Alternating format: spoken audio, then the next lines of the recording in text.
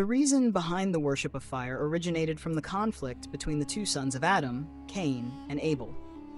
They were in disagreement over leadership and inheritance, so a criterion was set that whoever's sacrifice is accepted by Allah would be deemed as the rightful successor. Abel offered the best of his livestock as a sacrifice, while Cain offered some of his crops. However, only Abel's sacrifice was accepted, leading to Cain's jealousy and eventual murder of Abel.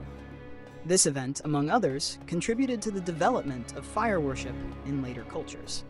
In that era, when a sacrifice was accepted, fire would descend from the sky and consume the offering, indicating acceptance, so both Cain and Abel placed their offerings on a high place.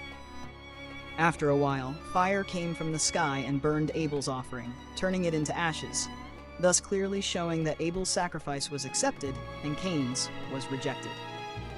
Abel was then chosen as the successor and Khalifa. Satan whispered to Cain that fire had accepted Abel's sacrifice, so if he worshipped fire, he too could become a successor, and his sacrifice could be accepted. Thus, Cain decided to worship fire. But it wasn't the fire that consumed Abel's sacrifice that Cain chose to worship. Instead, he initiated a separate fire worship himself. When he began this worship, his descendants followed suit, leading to the proliferation of idolatry, polytheism, and fire worship within Cain's lineage, which then spread further. So this was the reason why fire worship started in that land.